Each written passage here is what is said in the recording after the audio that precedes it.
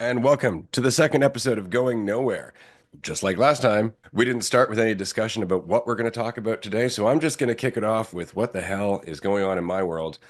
People are fucked. And I don't mean that to be insulting. I include myself as a people, but we're just so afraid, and I think that's a large part of what we deal with day to day. We're afraid of change. We're afraid of who we would be if we didn't hold on to our story. We're afraid of trying new things because it might change everything for us. And it's not that it's a problem to be afraid if one is willing to recognize that you're afraid, right? Because if you can recognize you're afraid, you can do something with that. But if you deny your fear, it's kind of like denying that you're insecure. That is an act of insecurity. Denying that you're afraid is an act of fear.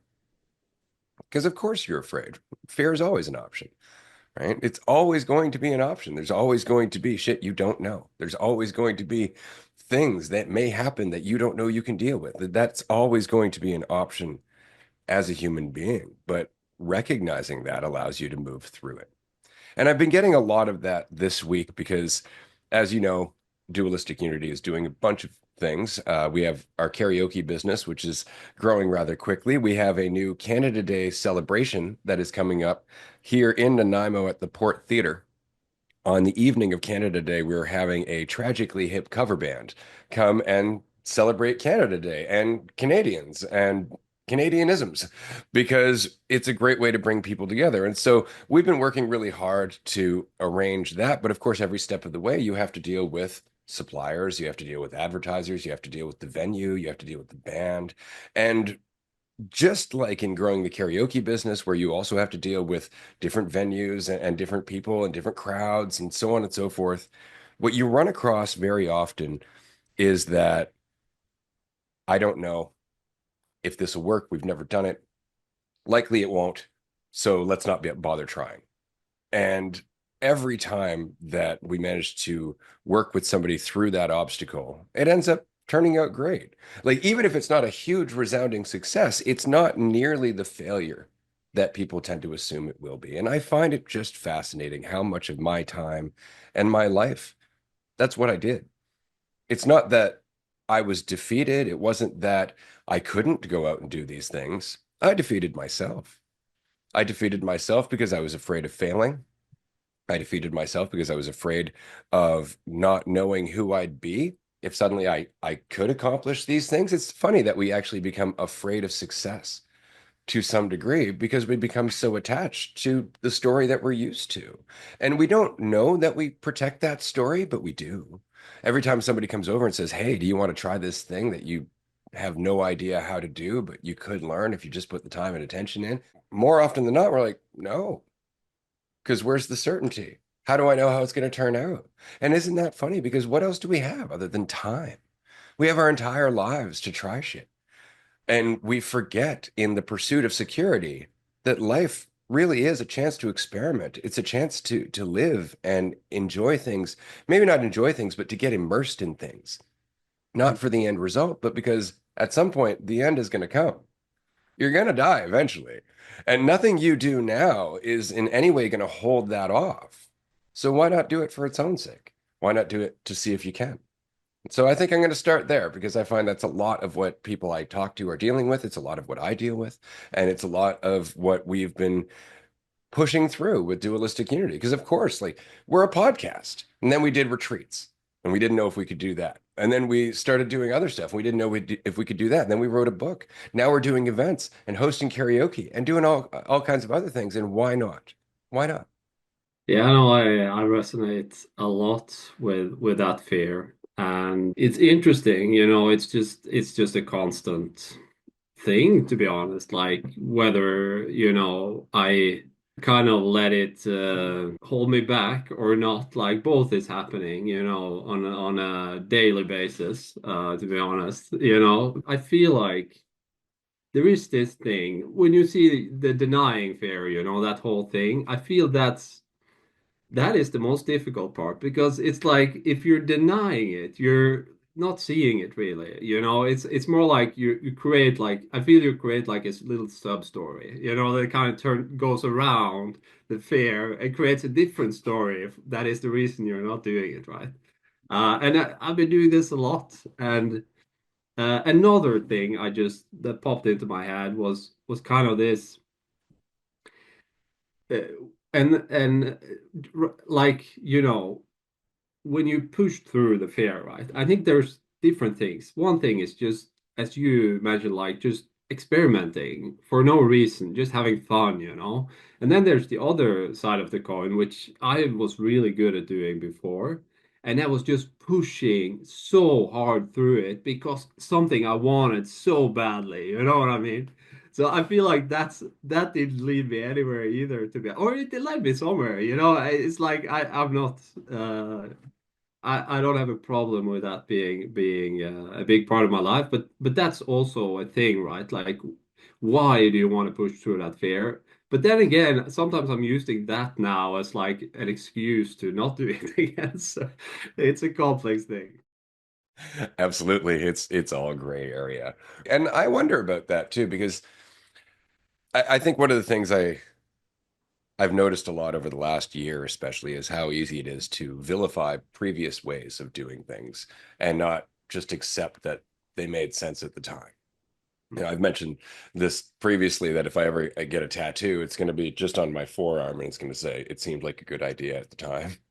Right. And just because that strikes me as being very funny, because that's what we do. We look back and we judge ourselves for the way that we used to do things, like the carrot and the stick, right? Like, I wanted to push through that fear to get somewhere, but I got to move beyond all that. It's like, no, you don't. Possibly that's what you needed to push through. Possibly that's what you relied on to get the momentum to get through that fear. Does that mean that you're going to do that every time or that you need to do that every time? No. But like you said, it's like an all day thing. It's like we go back and forth and we have different moments. It's like, you know what? I don't know if I really want that sandwich I've never tried. I'm going to go with the familiar sandwich. And it's like, okay, there's a little bit of fear, but who gives a shit? It's just a sandwich. You know what I mean? Whereas it later on, it's like, well, I got to call this guy and close that deal and I don't know if I can do it, and then you make a choice to make the call anyway. Right. Yeah. So you push through. Now, do you push through because you need the sale, or do you push through because you're tired of being afraid, or do you push through because you realize, like, fuck, it's not going to happen otherwise? Right. And that's it. But it's just that. It's so what if we're using a carrot and a stick?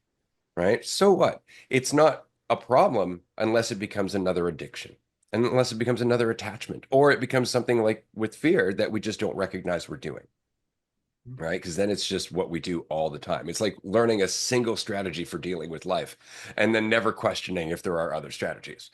Right. And so that's the thing, is the carrot and the stick thing brings us to a moment of opportunity or a moment of clarity sometimes where we realize, like, I didn't really need the carrot or the stick. I actually really enjoyed the challenge. I just enjoyed the project. Right. But we need enough carrots and sticks to get through the fear enough to actually have that moment of appreciation, don't we?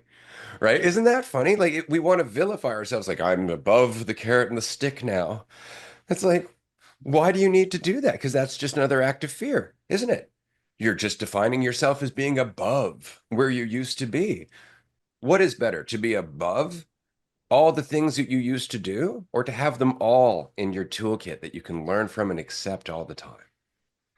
Yeah. It's like every step of the way, I feel it's like has made sense. It's like it couldn't be any other way. It was super important, but like I obviously it has side effects, kind of going that path. And it's like that's what you learn from it, right? So it's like it's kind of like one without the other, like I don't know if it's even possible. It's like there's yeah, I don't know. I agree.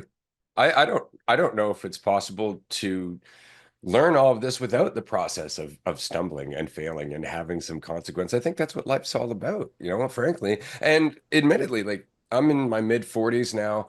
My body hurts a lot. And it's because of moments in the past where I was chasing the carrot or running from the stick. And I worked too fast. I didn't work with enough care for my body. I didn't pay enough attention to, what I was doing because I needed to get to that end result. Right. And so I didn't look at the stress that accumulated. I didn't look at, how I wasn't taking care of myself because I was so caught up in the carrot and the stick.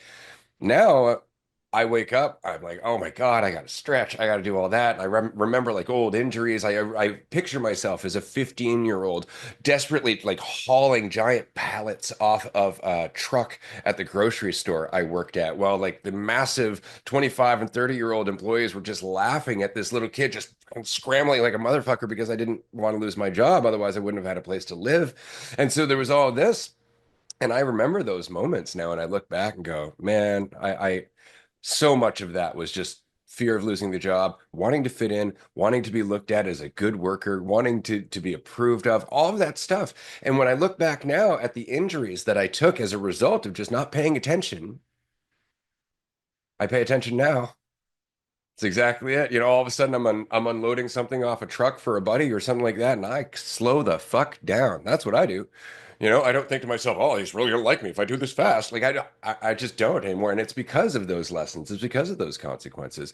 And people would say, like, "Well, yeah, but you're in pain." It's like, so what? Pain is part of existence. It really is, and there is a difference between pain and suffering. There's a difference between pain and suffering. Like from my perspective, give you a perfect example. I've mentioned before that I have glaucoma, and my eyes have been deteriorating steadily for like 20 years, and it gets really uncomfortable. And occasionally, when I have to go and see my specialist or something like that, they give me, you know, the prognosis on how I'm doing and whatnot, and it bums me out. I get all kind of self-pitying, and it's in those moments that my eyes bother me the most. And it's not because of the pain, and it's not because of the discomfort, but it's because of the story. It's because of the poor me. Why is this happening? I shouldn't be going through this. This sucks. And that's suffering. But up until then, it's just pain.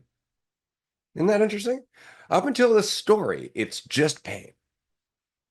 It's just another experience. But as soon as the story's there, now I'm suffering. Yeah, no, that's what we do, It's it's so easy to create a story, you know. And that's what stops us, as we said, from facing those fears. Isn't that funny? Like, I'm afraid. Okay. So, but immediately you're like, well, therefore I'm not courageous. Therefore, something's wrong. I'm afraid. This shouldn't be happening. And immediately there's the story rather than I'm afraid. Carry on. Right. And that's it. The pain becomes suffering. The fear becomes suffering because we make it into a story like it shouldn't be happening. But one of my favorite things that Krishnamurti ever said was that our fear is like a distortion on the glass that we're looking through. And as long as we don't look at the distortion itself, we don't recognize it's twisting everything we see through the glass. So as long as we're looking through the fear and not looking at the fear for what it is, we don't recognize that it twists everything we see. And it's not until we look at the fear as being on that fucking glass that it starts to disappear, that it starts to fucking dissipate. Because we're looking at it, we're addressing it. It's no longer distorting our view because we're actively watching it do so and seeing how it does so. And I think that was one of my favorite things that Krishnamurti ever said was looking at the fear is what dispels the fear. That's what changes its grip. Because otherwise it's twisting you all the time without you seeing it. That's what it feels like. But then it is harder to see it also sometimes. Like you're kind of too caught up in it.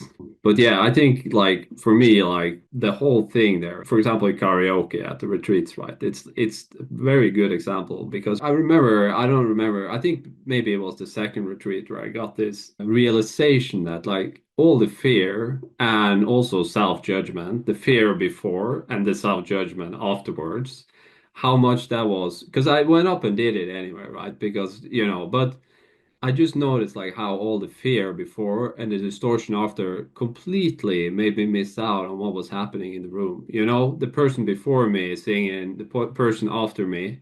So it's like, yeah, you're just lost in yourself. It's crazy to be honest. I remember like at the second retreat, I was just suddenly saw, I was like, oh wow, But it's like, wow, these guys, are doing amazing here. And it's like, it's unbelievable how fogged off you can be when fear and self-judgment. I feel that one is similar in that sense. I guess they're coming from the same place, kind of. So, Oh, yeah, yeah. absolutely. Because again, it's the story. And I was having this conversation with my daughter, who is getting older and, exposing herself to more of the world and politics and psychology and philosophy and religion and all this stuff. And we were talking about psychosis for what it is. And psychosis really is not understanding that what you think isn't reality.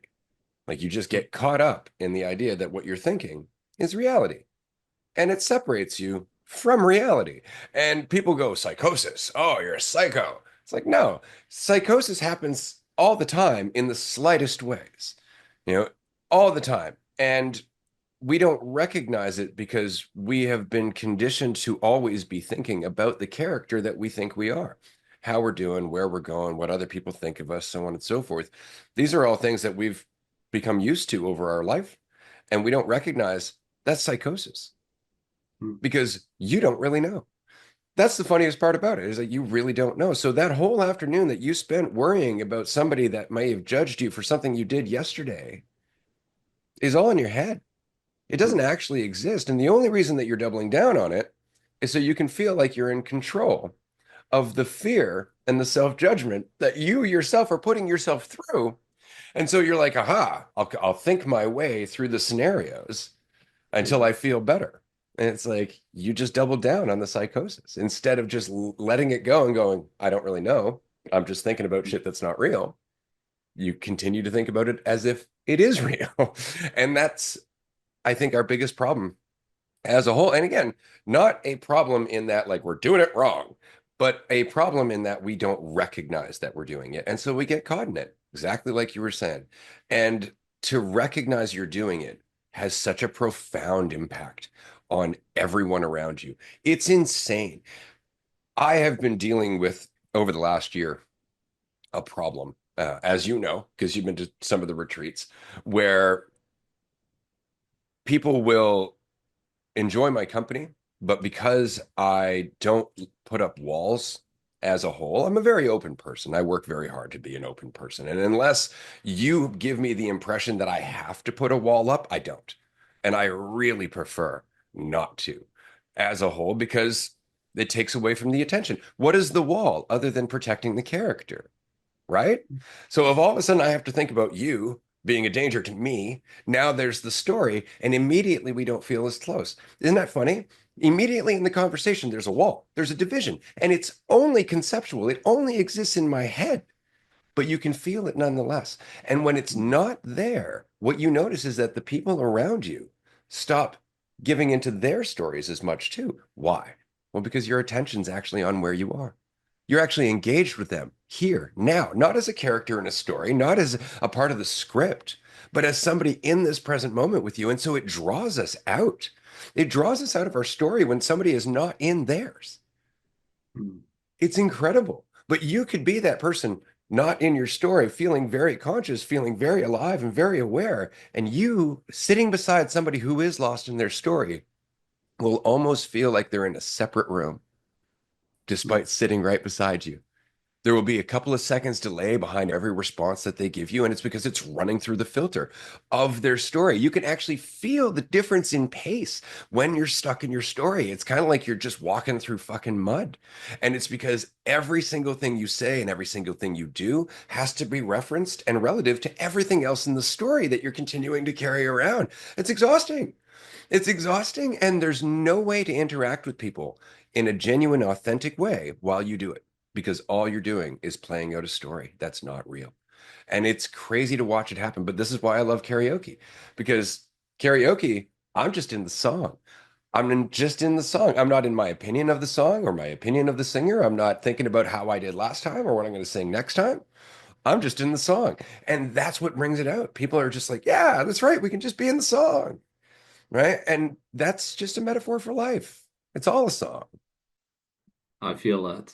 And I wonder, like karaoke is of course something you kind of, you gotta let go, right? Kind of the inhibitions, at least in order to kind of, I don't know, you don't have to, but it's like I feel like it's coming quite naturally. You're on the stage, you're kind of, and it's there's like there's something about going, you're kind of facing a fear and then letting it go. I feel that's what's kind of happening in karaoke, and I think it's the same like everywhere, right? It's just that maybe the fear is smaller because you're so used to that situation. So I recognize also the walls for sure, and I've been lately kind of, not lately, but kind of, I feel like very often I'm suddenly saying things that I'm like, oh shit, I shouldn't have said that. You know what I mean? But that's of course just something, but it's too late, it's already out there. And you can't believe how many times that leads to like kind of interesting shit, So suddenly all the people are opening up about similar things, similar experiences and stuff like that. And that's people I didn't even know. And then it's something about that kind of that conversation that wants to be had, if you know what I mean. And then I'm sitting there and like, no, I can't say this to these people. And that's the filter, that's the wall, that's the fear, that is kind of holding it back. The more I'm fearing kind of the rejection, the safety of my job, or like all these things, the more walls there will be because I can't risk it, But if I'm thinking, but it's gonna be okay, then it's possible. It's sort of like it's kind of like it's a sort of a trust fall sort of a thing, like to just let it go. And because I honestly like it is a bit scary, but I haven't, nothing dangerous has happened yet. I mean, I'm sure some people find me a bit weird at times, but that's okay. That's exactly it. That's okay. And it's interesting because, again, it really is a trust fall. I think you put that perfectly because we're so afraid. Like, if I stop thinking about what I'm going to say and how it's going to land, I could say anything. Oh my God, people might get upset with me. And then you look back at the times when you have fucking said something that was boneheaded or you have said something that was offensive. And it always came from a place of fear. It always came from a place of trying to rush to fix something or trying to establish something for yourself or trying to, keep yourself safe every time. And so it's so funny. We're like, oh, if I let go, my God, I could say anything. It's like, right, but you're going to be paying attention, which is going to lower the chances that you're going to say something stupid because you're not rushing. You're not rushing. You're not afraid. You're actually present. You have some influence now. And it's just that lack of faith in ourselves. It really is that. Like, if I don't constantly be watching myself, I'm going to do something stupid. It's like, but you're watching yourself based on things that you already prioritize. You don't actively have to be keeping them all in mind just to be influenced by them at all. You're already being influenced by them. It's kind of like the idea of intrusive thoughts, right? People are like, oh God, I got all these intrusive thoughts. I would never do that. I would never do that. It's like, exactly. That's why they're in there. So you don't do that, right? You don't have to be paying attention to them. They're already influencing you. You can let go. But the only reason they keep popping up is because you're afraid. You're afraid of what you do if you weren't cautiously micromanaging every single decision according to the story. Isn't that fucked? It's just fucked. All of a sudden you stop thinking of the thoughts as intrusive and you go, oh, well, that's just part of the person I am, and they stop being intrusive. They stop getting your attention at all. And yet you still don't go out and say those horrible things. You still don't go out and do those horrible things that the thoughts are saying, don't do that. You could do that. And this is going to be all the fucking consequences if you do that. And you feel terrible for something you haven't even done. But that's the point. That's why you're not doing it. It's because it's already in a consideration. It's already in there. Yeah. And as you said before, like the energy it takes to keep up with all that shit, it's like a network of like 1,000 things a minute to just gotta keep track of. Like I was like a fucking zoning machine, like paying attention to everything, but not really, you know what I mean? It's just out of fear. It's just like it's exhausting. And it's funny because it's Yeah. just a leap of faith. But it's a leap of faith in a way that most people don't think of faith, right? They think of faith as being in something. Like when you say have faith in yourself, that unfortunately sends the wrong message because then you try to have an idea of the self that you're having faith in. And there's that control. Immediately you're trying to get a sense of control again. This is what I'm having faith in, and this is why it's going to work. And that's where the anxiety comes from. Yeah, because you like the faith is basically sort of there's a goal. That's why you need a faith, right? So yeah, exactly. That is an interesting one. This is it. It's all gray area, and we're not doing anything wrong. It's just the awareness of what we're doing. It really is that. This is why it's so funny because I'll have conversations with spiritualists and I'll have conversations with, religious people or people interested in metaphysics and things like that. And they will go into, what each chakra symbolizes and like, oh, your throat's hurting, therefore you're not expressing yourself enough and all of that stuff. And that stuff can lead you in the direction of insight, sure, right? But at the end of the day, it's all just self-honesty. Like it's not mystical or spiritual or metaphysical. It's really just beating around the bush until you're just honest with yourself. That's really all it is. And you can take whatever path you need to eventually get to being honest with yourself, but you need to recognize that's all you're fucking doing. Like that's all you're doing is just coming to a point where you're like, right, I convinced myself of a lot of shit that's not real. That's not true. And then we go in a direction that convinces us of more shit that is equally not true and not real. But at least that is leading us to the recognition that the stuff that we were invested in previously wasn't real either. Eventually, we get to the point where we're like, right, I don't fucking know anything. And that's wisdom. Isn't that funny? Like the older you get, the more you start to recognize you really don't know and you really can't know. The only thing you can do is participate with as much attention as possible. That's really it. And everything else that you go through is just the resistance to that, right? Like how often do we make ripples or straight up cause conflict just because we're like, no, I absolutely know. I absolutely know. Fuck you for saying I don't. And that's what it is. It's just we get upset. And I deal with this all the time. Actually, here's a funny story. I want to share this before we leave. So last week, I went down to a bar that's just a couple of blocks from where I live. Went down early in the afternoon before I went out for dinner. Went up to the bartender and said, "Hey, I know you have karaoke here. You already have a DJ. That's all well and good. I just want you to know I live 2 blocks away. I love karaoke. If your DJ is ever sick, here's my card. Feel free to give us a call. We'd be happy to replace him for the night." And then I left and I went downtown where I was going to go and party with some friends. The party ended up not happening, or rather, it was delayed by like an hour and a half. And so we all figured, well, fuck it. We'll go back up to that bar where we know they're doing karaoke tonight. So I go into the bar and the DJ immediately comes up and he's physically shaking, like he's upset visibly. He takes my business card, he throws it down on the table, and he says, you're obviously new to the music scene here. We don't like it when people are poaching our customers. I'm like, that's not what happened at all. Actually, I just wanted to. I just came by, and he was just visibly upset and angry with me as as a person. And then when I talked to a few other friends, they're like, "That's so weird. That's way out of character for him." But then I found out that the bar hadn't been doing as well recently. They lost another karaoke night. They lost another music trivia night because they weren't getting enough traffic.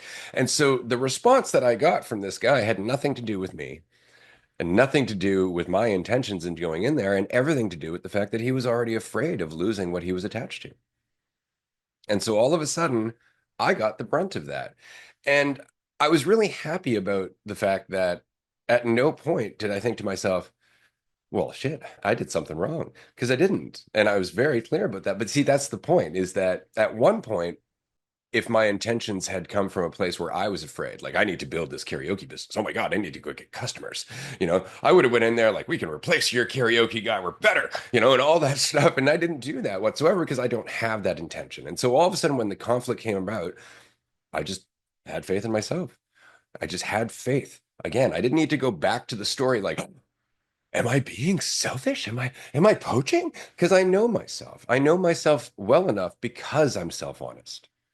Because I know that there's always that temptation to want to get another client, but you're burning bridges if you're doing it without consideration for everybody else.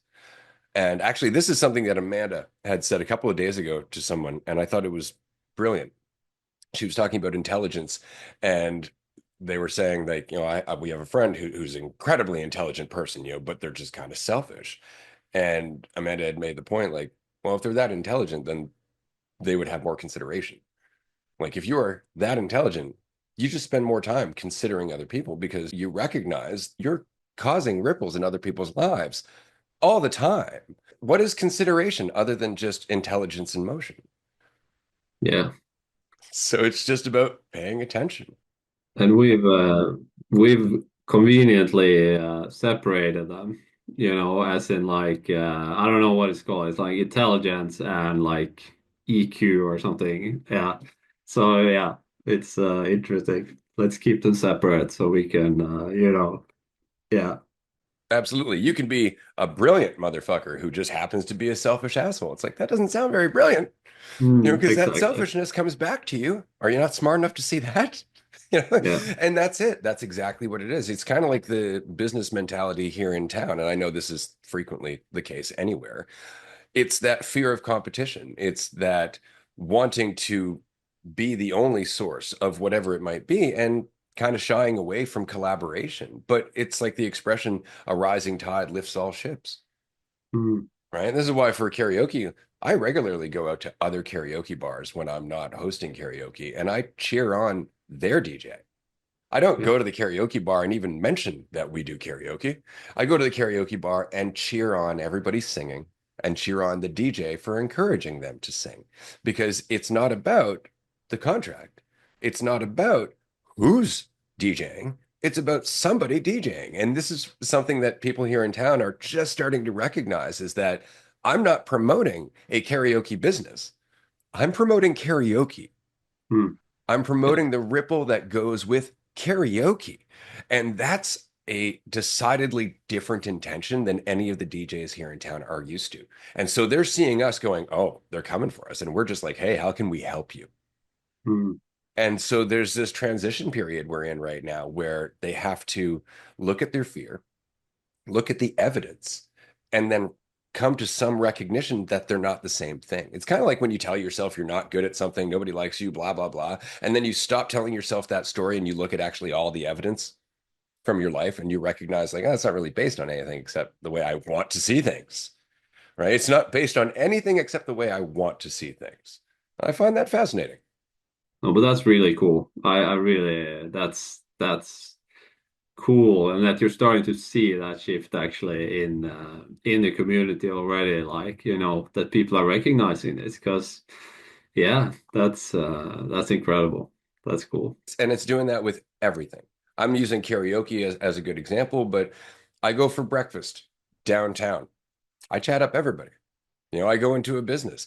I chat up everybody. Not because I'm trying to get somewhere, but because I'm there. I'm there. And if I'm not wrapped up in my story, then there's so many opportunities to connect. There are so many opportunities, even if it's not in a conversation, just to be there. Like I'll go down and I'm going to go have a crepe after this episode. I might not talk to anybody in the shop outside of ordering my crepe, but they'll know while I'm sitting there with stupid smile on my face, reading something or having a good laugh or whatever it might be, that I am not a source of tension. And isn't that the funniest thing? Like with attention and letting go of your story, it's not that you have to go around trying to lift people up. You're not tearing them down. You're not accidentally making them a part of your drama. So you're not adding weight to their life. And as amazing as it is, sometimes that's enough. You don't have to be out there lifting people up. Just stop tearing them down. Stop adding weight to them, and they'll lift themselves up. That's well said. This has been a dope episode. Going Nowhere, episode 2 in the bag. I just want to say thank you to everybody who's listening. It's really nice to be back and having these conversations on a regular basis. We got another episode for season 7 coming up in a week or so. Do remember to join us on Patreon on Sundays. And of course, we do Putt Party on Discord on Wednesdays, 1 p.m. Pacific time, 4 p.m. Eastern time. If you don't know what Putt Party is, it's an online mini putt game. It's ruthless. It's a lot of fun. So definitely join us if you can. It's totally free to do so every Wednesday. We'd love to see you there. Levi, man, loving these conversations. Thank you so much for making the time. Thanks, everyone. See you next time.